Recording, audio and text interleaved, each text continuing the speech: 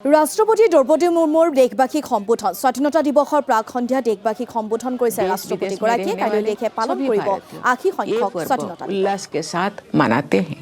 हमारा तिरंगा हमारी स्वाधीनता का प्रतीक है, इसे हम पूरी शान से फहराते हैं। 15 अगस्त 1947 के दिन भारत माता पराधीनता की बेड़ियों से मुक्त हुई। सभी देशवासी स्वतंत्र भारत की नियति के निर्माता बने। हम भारत के लोग अपने सपनों को साकार करने के अवसरों का उपयोग कर सके और भारत को सर्वश्रेष्ठ राष्ट्र बनाने की भावना से कार्य करें, इसी में स्वतंत्रता की सार्थकता है।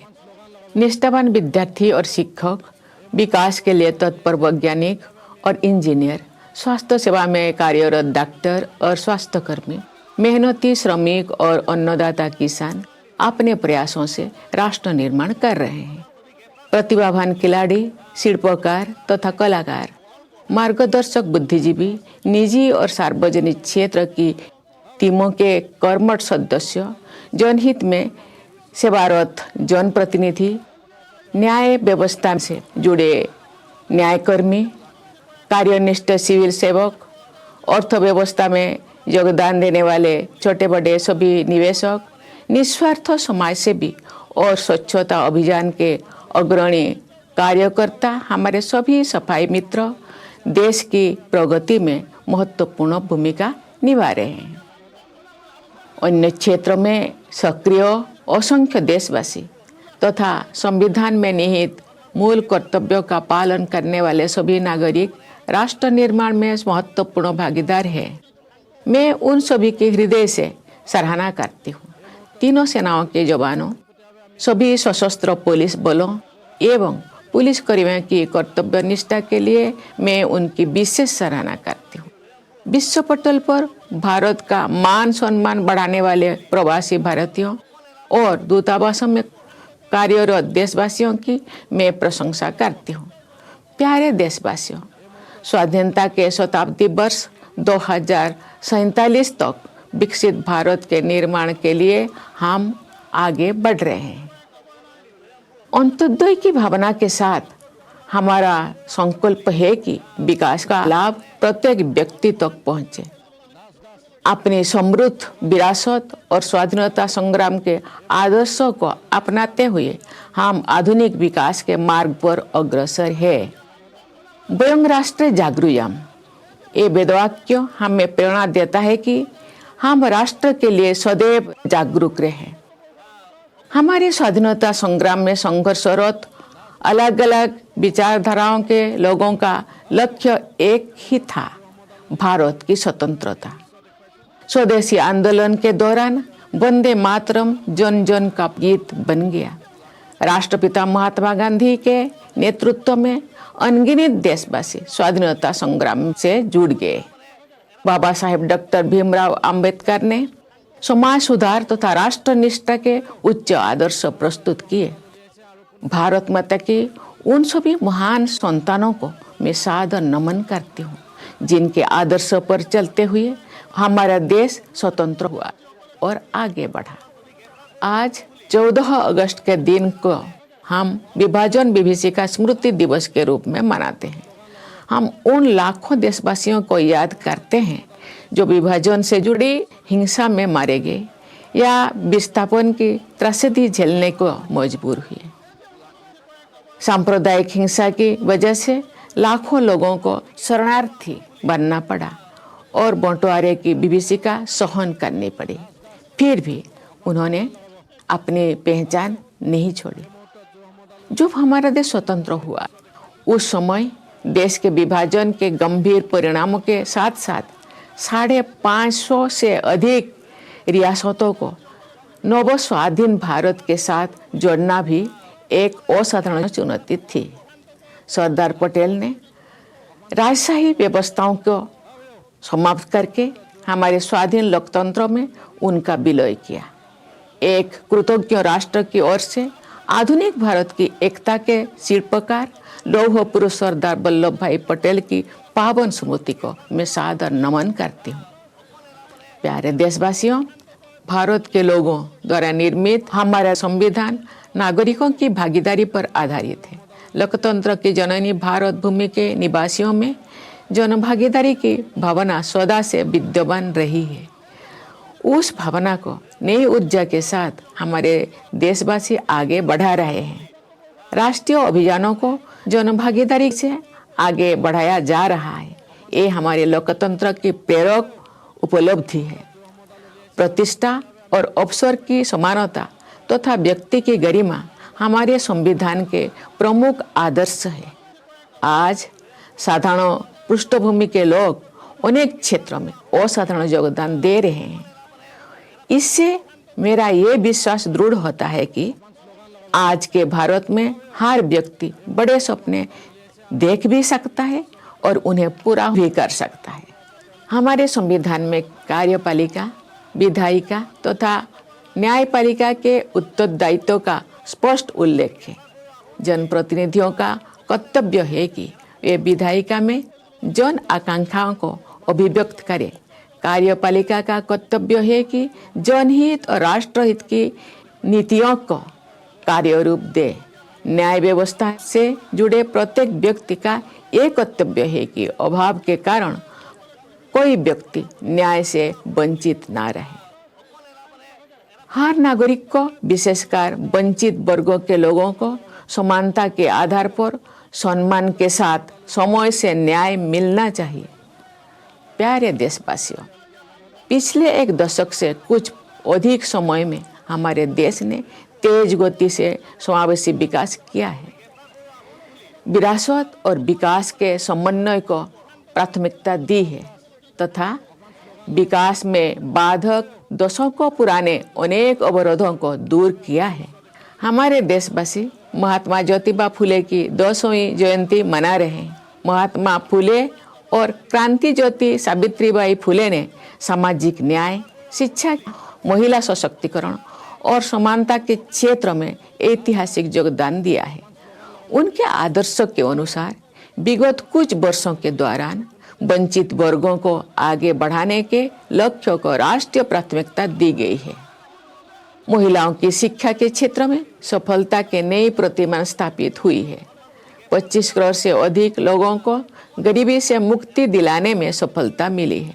विश्व की सबसे बड़ी वित्तीय समावेश की योजना प्रधानमंत्री जन धन योजना के तहत लगभग 59 करोड़ खाता धारक बैंकिंग व्यवस्था से जुड़ चुके हैं। उनमें 32 करोड़ से अधिक महिला खाता धारक शामिल है। 80 करोड़ लोगों के लिए निःशुल्क राशन की व्यवस्था द्वारा उनकी खाद्य सुरक्षा सुनिश्चित की गई है। आयुष्मान भारत प्रधानमंत्री जन आरोग्य योजना के तहत 60 करोड़ लोगों को प्रतिवर्ष 5 लाख रुपया तक की निःशुल्क चिकित्सा सुविधा उपलब्ध कराए गए हैं। किसान सम्मान निधि तथा किसान क्रेडिट कार्ड्स से खेती, डेयरी, मुर्गी पालन, मत्स्य पालन और मधुमक्खी पालन जैसे गतिविधियों से जुड़े किसान भाई बहनों को संबल मिला है। विश्व का इतिहास साक्षी है कि सांस्कृतिक आत्मबल पर आधारित विकास गतिमान और स्थायी होता है। आज देश में ये चेतना बलवत्ती हो रही है कि सांस्कृतिक गौरव का भाव देश की संप्रभुता को आत्मिक शक्ति प्रदान करता है। हमारे पूर्वजों ने ज्ञान, विज्ञान, कला, संस्कृति, अध्यात्म और सदाचार की अनमोल विरासत सौंपी है। हम विरासत और विकास के समन्वय के साथ आगे बढ़ रहे हैं। हमारे देश में विश्व का सबसे बड़ा और सबसे अच्छा डिजिटल इंफ्रास्ट्रक्चर विकसित किया गया है। गांव की छोटी छोटी दुकानों में तथा रेहड़ी पटरी पर भी डिजिटल पेमेंट्स हो रहे हैं। विश्व में आधे से अधिक real time digital transactions Bharat में हो रहे हैं। हमारे देशवासियों और सरकार ने मिलकर डिजिटल क्रांति का उदाहरण विश्व समुदाय के सामने प्रस्तुत किया है। टेक्नोलॉजी का उपयोग करके सरकार ने जन कल्याण की सुविधाओं को पारदर्शी तरीके से जन जन तक पहुंचाया है। हमारे देश में हाईवेज, वाटरवेज, रेलवेज और एयरवेज के रूप में आधुनिक इंफ्रास्ट्रक्चर का अभूतपूर्व विस्तार हुआ है। इससे नए उद्यमों के लिए अवसर उत्पन्न हो रहे हैं, नए रोजगारों का सृजन हो रहा है तथा निवेशकों का विश्वास बढ़ रहा है। प्यारे देशवासियों, विश्व के अनेक क्षेत्रों में युद्ध एवं अस्थिरता का सभी देशों पर प्रभाव पड़ रहा है। ऐसी परिस्थिति में भी हमारे देश की अर्थव्यवस्था सबसे तेज गति से बढ़ती हुई प्रमुख अर्थव्यवस्था के रूप में आगे बढ़ रही है। आर्थिक अनुमानों के अनुसार भारत की विकास दर विश्व की औसत विकास दर की तुलना में दोगुनी से अधिक रहेगी। आत्मनिर्भर भारत अभियान से हमारी आर्थिक प्रगति और राष्ट्रीय सुरक्षा का आधार मजबूत हुआ है। आधुनिक विकास के मार्ग पर आगे बढ़ने के साथ साथ पर्यावरण संरक्षण के क्षेत्र में भी भारत विश्व स्तर पर अग्रणी योगदान दे रहा है। सस्टेनेबल डेवलपमेंट गोल्स 2030 के कुछ लक्ष्यों को हमारे देश ने समय से पहले ही प्राप्त कर लिया है। रिन्यूएबल एनर्जी के विकास को पिछले कुछ वर्षों में अभूतपूर्व गति मिली है। हमारे विदेश नीति देश हित पर आधारित है। शांति, सहयोग, संवाद तथा वसुधैव कुटुंबकम के आदर्श हमारी विदेश नीति के स्तंभ हैं।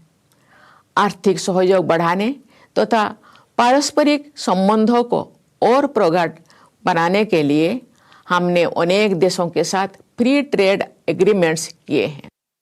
ग्लोबल साउथ के देशों में हम अग्रणी भूमिका निभा रहे हैं। विश्व पटल पर हमारे देश का सम्मान बढ़ा है। हम रूल्स बेस्ड इंटरनेशनल ऑर्डर में विश्वास रखते हैं। हमारे प्रयास है कि संयुक्त राष्ट्र संघ सहित मल्टीलेटरल ऑर्गेनाइजेशंस में विश्व समुदाय का समुचित प्रतिनिधित्व हो। हमारे इस प्रयास को अनेक देशों का प्रबल समर्थन मिल रहा है। प्यारे देशवासियों, प्राकृतिक संपदाओं पर हमारी भावी पीढ़ियों का भी उतना ही अधिकार है जितना हमारा है।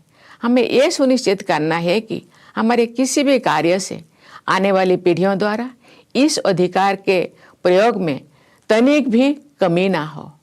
हमारा प्रयास होना चाहिए कि हम उनको और अधिक समृद्ध प्राकृतिक संपदाएं प्रदान करें। पर्यावरण संरक्षण के प्रति हमारी आस्था हमारी परंपरा का हिस्सा है। संताली भाषा के एक सरल गीत में हमें गहरा संदेश मिलता है। पंडित रघुनाथ मुर्मू द्वारा रचित उस गीत के कुछ शब्द इस प्रकार हैं।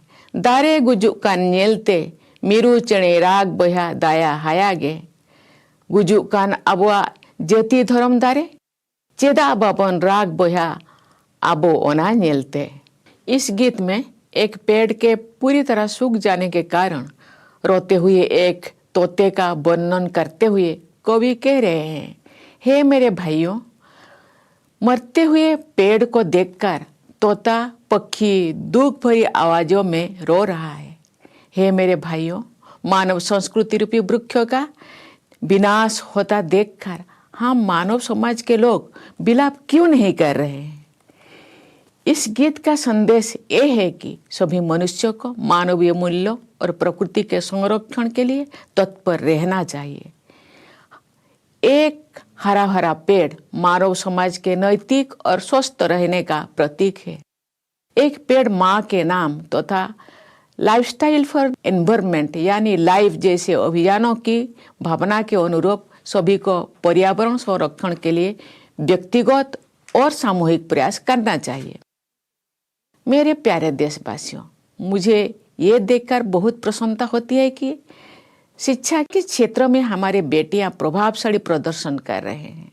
साथ ही कृषि उत्पादकता बढ़ाने में योगदान देने वाले ड्रोन दीदी से लेकर वायुसेना में फाइटर कॉम्बैट लीडर बनने तक विभिन्न क्षेत्रों में महिलाओं की भागीदारी बढ़ रही है।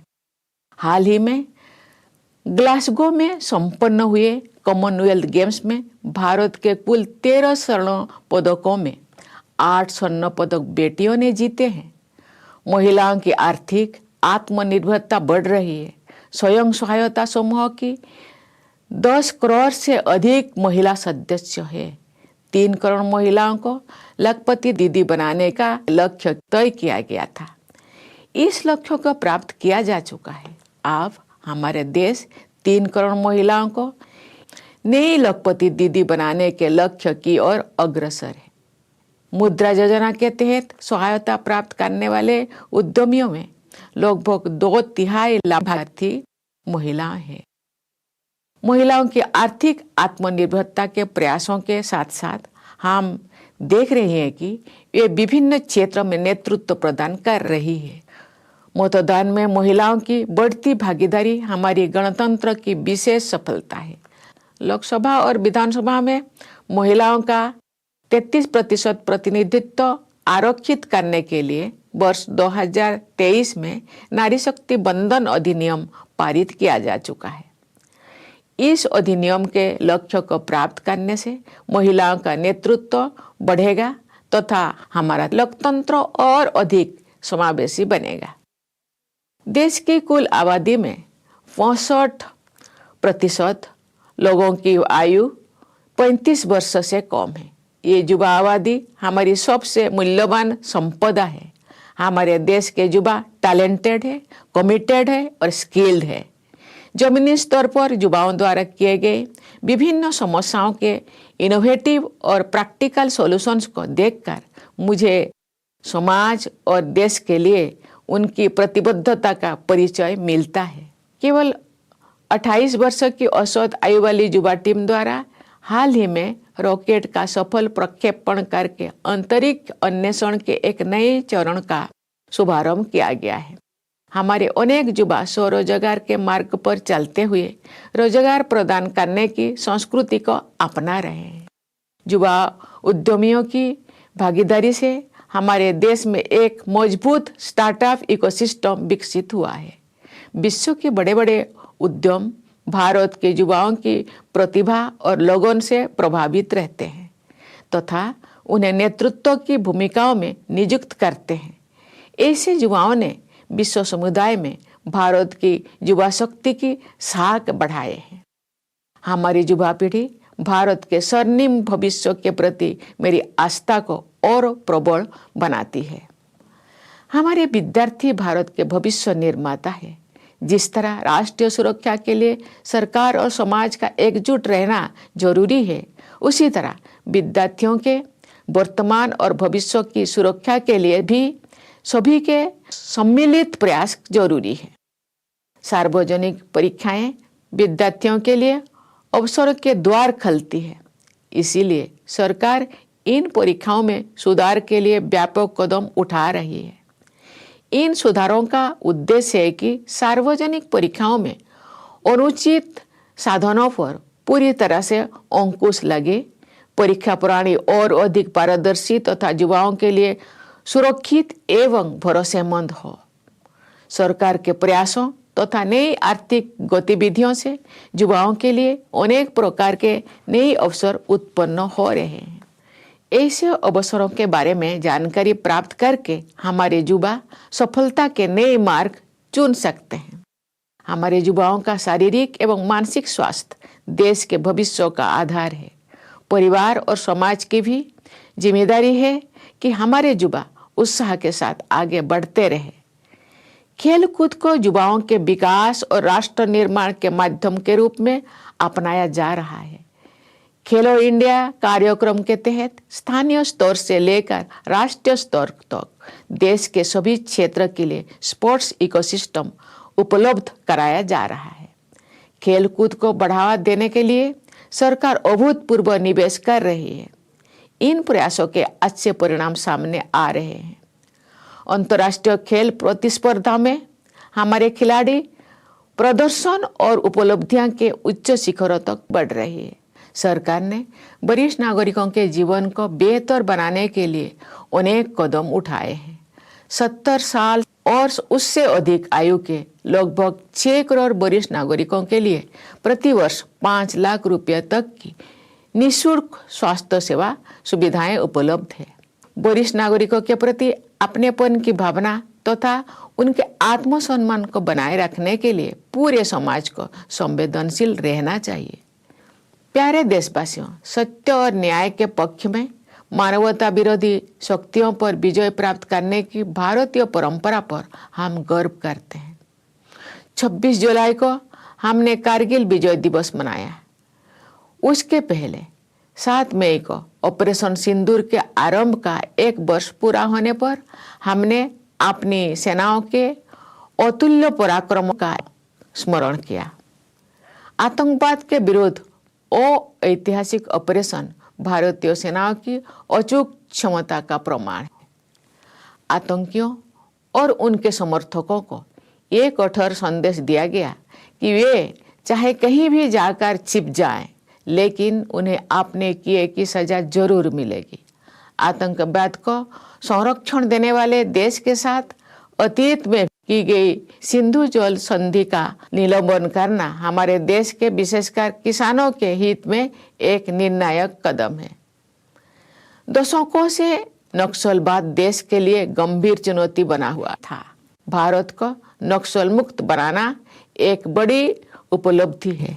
अब नक्सल प्रभावित क्षेत्र में उत्साह का वातावरण है तथा विकास की सर्वस्पर्शी धारा प्रवाहित हो रही है। बस्तर ओलंपिक्स में खिलाड़ियों ने, बस्तर पंडुम में कलाकारों ने तथा इन आयोजनों में दर्शकों ने भारी संख्या में हिस्सा लिया। राष्ट्र गौरव की रक्षा हेतु निर्मित मराठा सैन्य परंपरा से जुड़े 12 दुर्गों को पिछले वर्ष यूनेस्को की वर्ल्ड हेरिटेज लिस्ट में स्थान दिया गया और इस वर्ष भगवान बुद्ध के प्रथम प्रवचन के स्थल सारनाथ को यूनेस्को वर्ल्ड हेरिटेज लिस्ट में शामिल किया गया है। भारत भूमि में एक और भगवान बुद्ध से जुड़े आध्यात्मिक स्मारक है तो दूसरी ओर आत्मसम्मान तथा अपनी गौरवशाली परंपराओं की रक्षा हेतु युद्ध करने की हमारी प्रभावशाली क्षमता के प्रतीक भी विद्यमान है। मेरे प्यारे देशवासियों, सभी भारतवासियों का विकास और कल्याण ही विकसित भारत के निर्माण का वास्तविक लक्ष्य है। तेलुगु भाषा में रचना करने वाले महान राष्ट्रपति साहित्यकार गुरजाड़ा अप्पा राव ने अपने एक गीत में सभी भारतवासियों को देश प्रेम का अमूल्य संदेश दिया है। उन्होंने कहा है, देश मुन्नु प्रेमिंचु मन्ना मंची अन्नदी पेंचु मन्ना देश मंटे मट्टी कादोय देश मंटे मनुष्योलोय। इन पंक्तियों का भाव है, देश से प्रेम करो, भलाई को बढ़ाओ। देश का अर्थ केवल मिट्टी ही नहीं है, देश का अर्थ समस्त जन समुदाय है। मुझे विश्वास है कि समाज की भागीदारी और सरकार के प्रयासों से गांव-गांव में, नगर नगर में, भारत के घर घर में रहने वाले सभी लोग स्वस्थ, सुखी और समृद्ध बनेंगे। आइए देश प्रेम की इसी सर्वसमावेशी भावना के साथ हम सब स्वतंत्र भारत को विकसित भारत बनाने की राष्ट्रीय साधना में स्वयं को समर्पित करें। धन्यवाद। जय हिंद, जय भारत।